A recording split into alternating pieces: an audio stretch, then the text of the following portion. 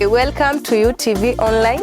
We are ready to meet a woman who is serving a boy child, ready to help a boy child, and also she is helping a boy child.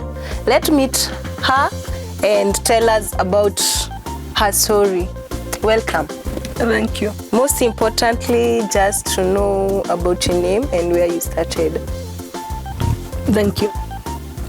I'm Sister Veronica Thika. 2014, I had a dream. My dream was, Wambui, how many boys have you helped not to kill their parents? I ignored. But the second time when I dreamt again, how many boys have you helped not to kill their parents? I did not go for mass that morning. I went to town Thika and started looking for a boy child. And I met two. When I met two, I told them, I would like to keep you, but I don't have a home to keep you. The boy said, Mom, it's good we stay with you. Let's go to Landless. There was a man we had taken yesterday to buy a house, and the man did not buy. So we will take you there, you buy that house. I told them, sure, come, enter in the car. And the boys came and brought me to Landless. That's how I landed at Landless. But unfortunately, the one who was selling the house was not asked us for so much money, 8 million. And I said, I cannot afford 8 million. Then he asked, how much do you have? Only 2,000. And the man laughed and told us, okay, go and look for a house where you can be able to pay 2,000. We walked out with my boys. Fortunately, after we left, we met a good Samaritan, a man I had met before. Wow. And the man said, what are you doing here very early in the morning? I'm looking for a house to keep these boys. And remember, they were very dirty and they were taking their bottles of, what do you call it?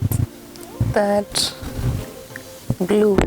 No, they call it kabiere. Kabiere. They used to call it kabiere. So I took the box, and the man said, if you don't have somewhere to stay, it's called Lafayette.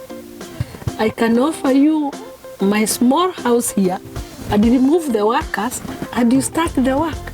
And that's how I started. Okay. 2014 September. Okay. I started now keeping the boys.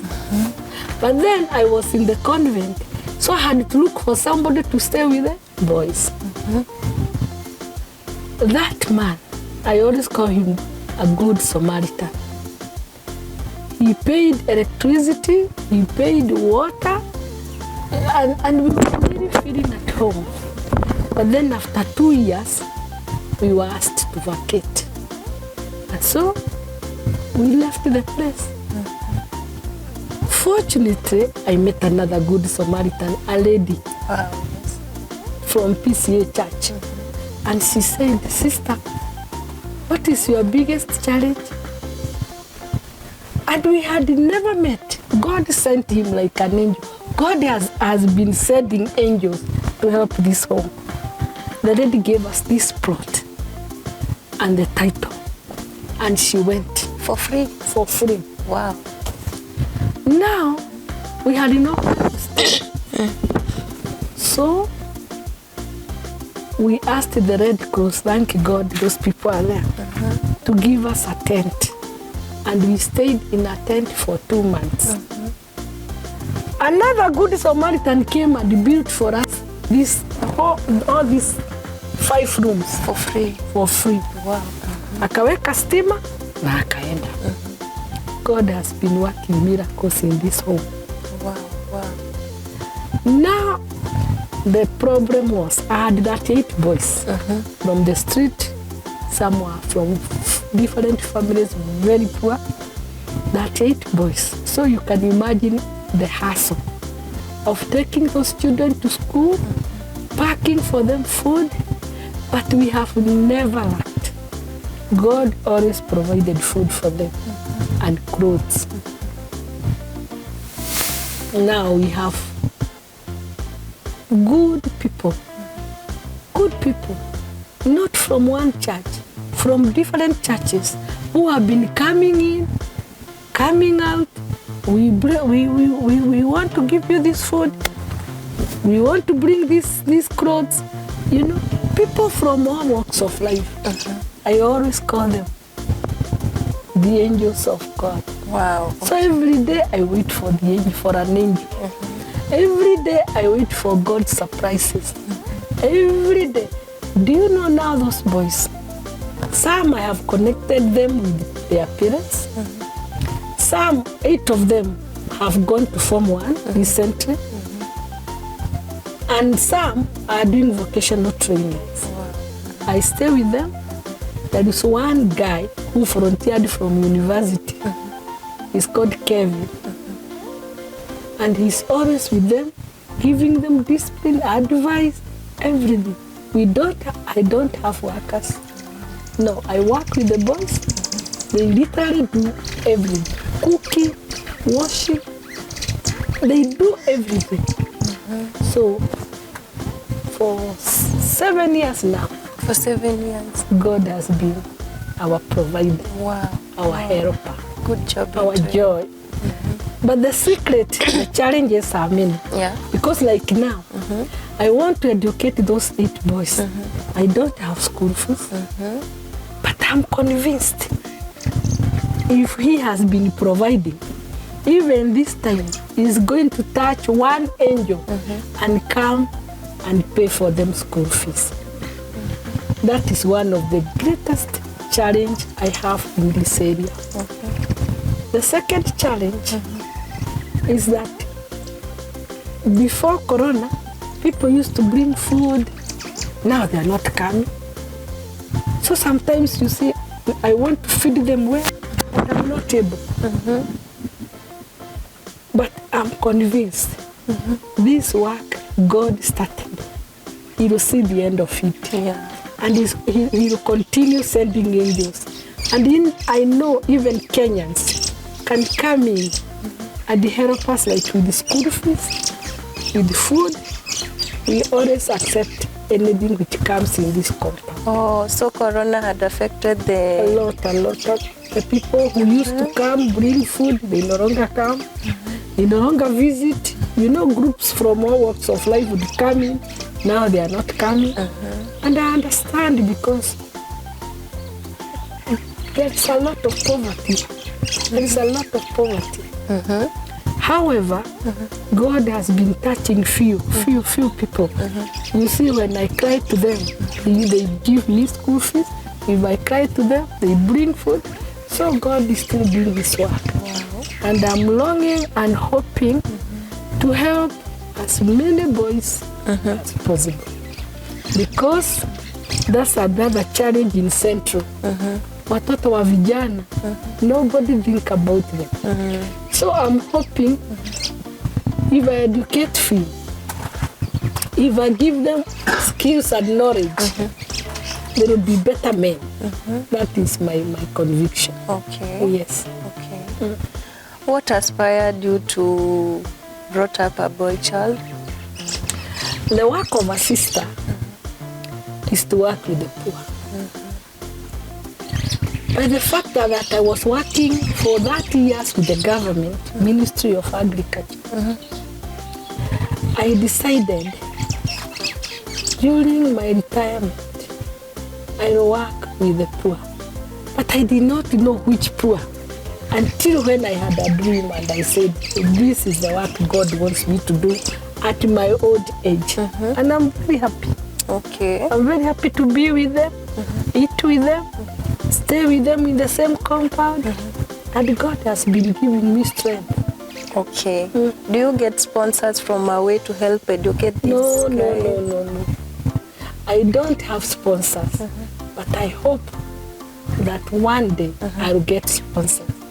What happens, it's just local people.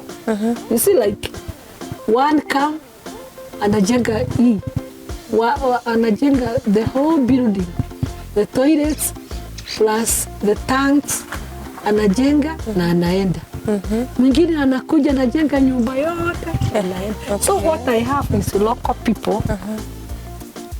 And you know, I'm also convinced if it is God's work, He'll always provide. And He has been providing. Okay. If I get donors, I'll be happy. Okay. But at this time, it's very hard to get the donors. But the local people are very good. Okay. Wow, you're doing a good job. Okay. You've told me that you have very many challenges. I would like you to tell us about the challenges that you're going through as a woman raising up a boy child. You know, if you are given work by God, it will continue. It will never die. You will face very many challenges from the church, from the co-workers, from the people you are staying with, from the sisters you are staying with. You know, some look at me and they wonder, what's wrong with this woman? What made her do that? Those are some of the challenges. You become lonely. But what I'm convinced of is that if you keep praying, God will always console you. If it is God's work, you have to have very many challenges. Yeah. Friends rejecting you for nothing. Churches cannot understand what I'm doing. But He'll always send His people. And they come and they help. Yes. How about your family? Are they supportive or they're just rejecting you because of the work that you're doing? You know, my dad was a catechist. The whole family are Christian Catholics. Some cannot understand what is Sister Veronica doing. Why did she leave the congregation because of a boy child? What is all? They can't understand. But if you do, and they come, some of my sisters, they come and encourage me, and I feel they are still working behind the curtain. Yeah, you get a lot of challenges even from family. But as long as I'm doing and I feel I'm happy and I'm doing God's work, that should not make me feel as if I'm doing the wrong thing. Okay. How about the church? Is the church supportive or they're just rejecting you? Well,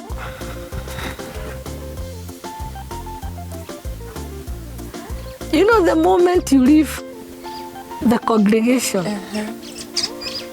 we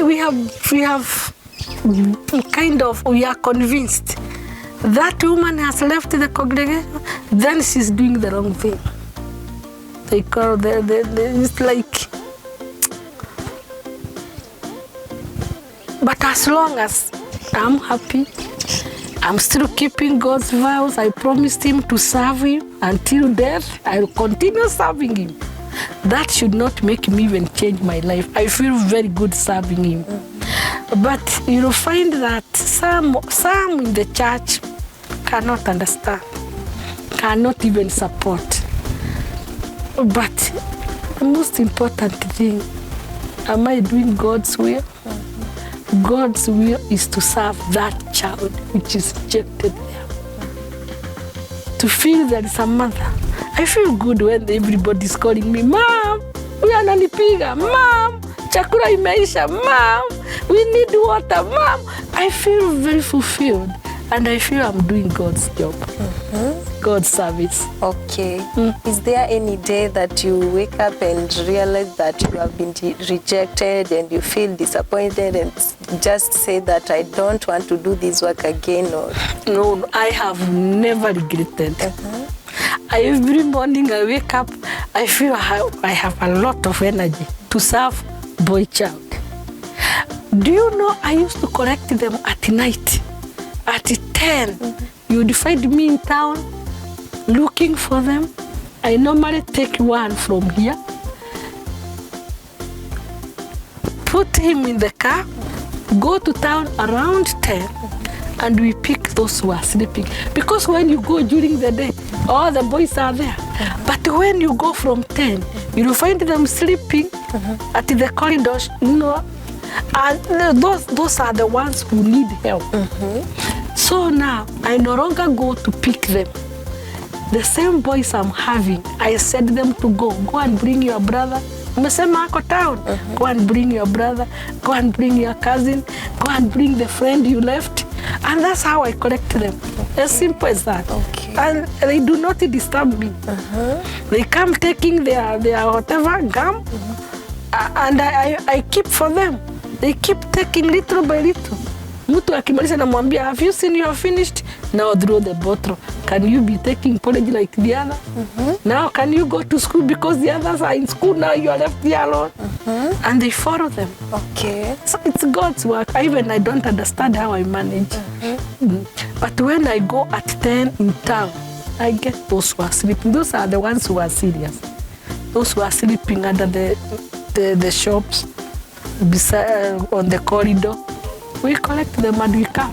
Tunamuosha, tunaburn those clothes, tunampatia chakula, analala siku 3 siku 4, anaanza kuuliza wale wengine walienda wapi, wako shule, nataka kuenda shule, nampeleka shule.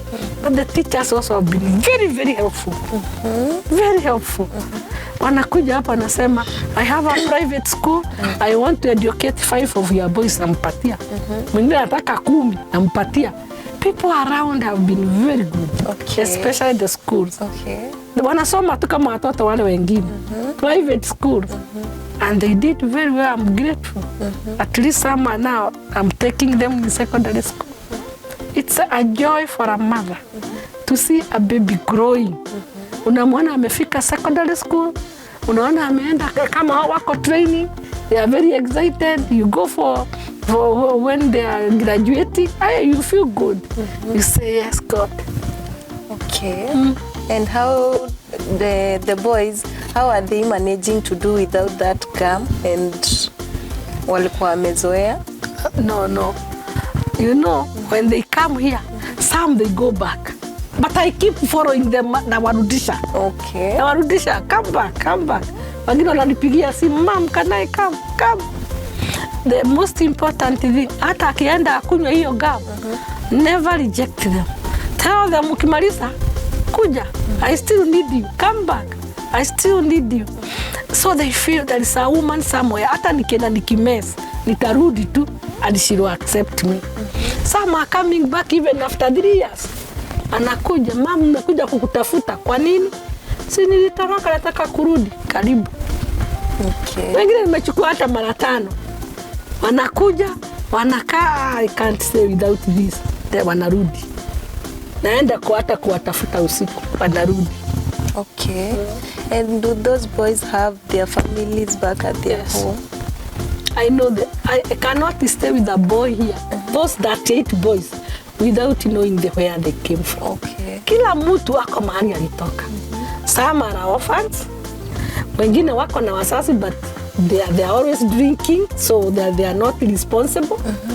Wengine wanakaa na aunties zao, and their aunties ama their granny, and they don't want to see them because they feel they are burdened.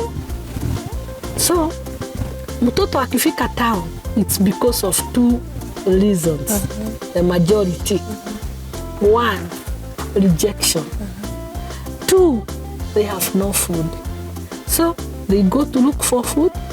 They go to see somebody, to look for somebody who can accept them.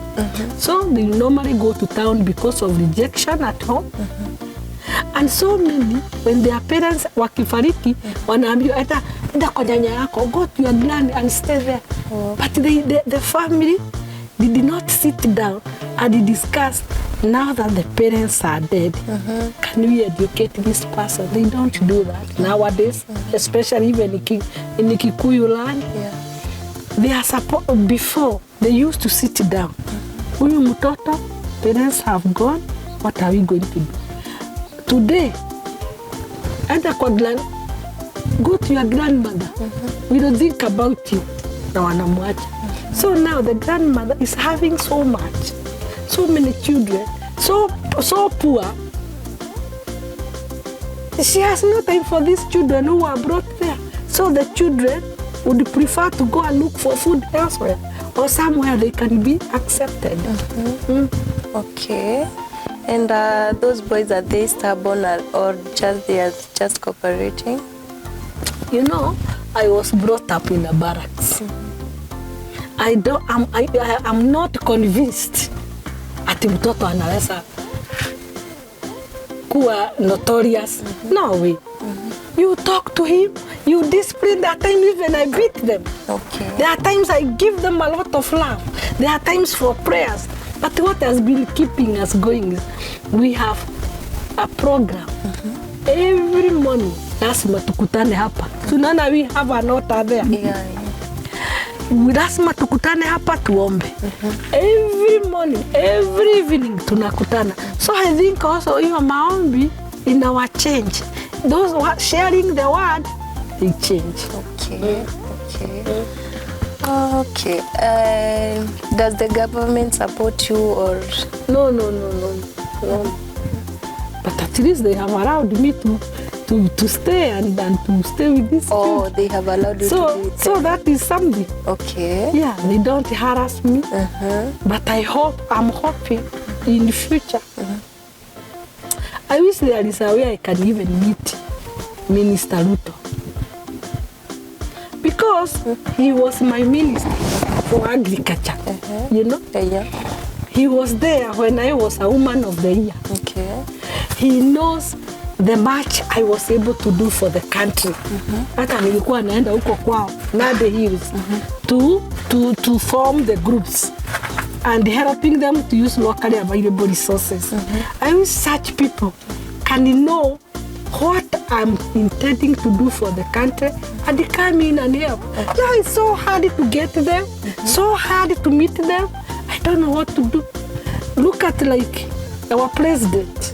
I'm born in that village, Atondo Kiamwangi. I wish I would meet him and tell him, please come in and help these boys.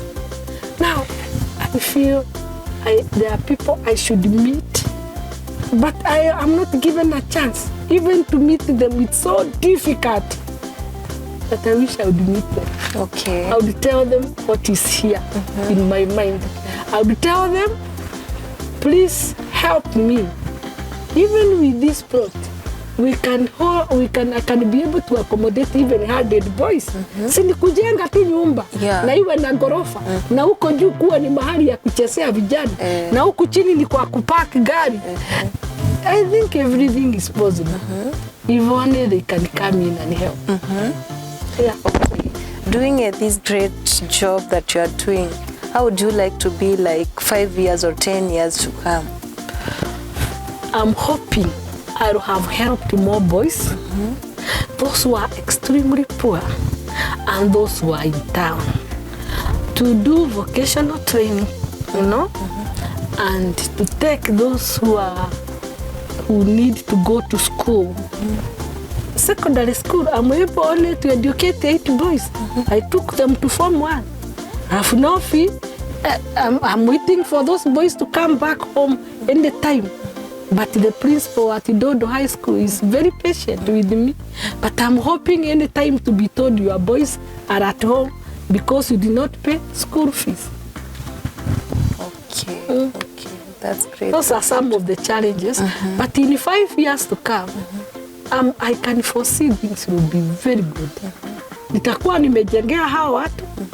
I'll have somebody else to take over. I want to prepare somebody to take over this institute because I'm growing old also. Yeah.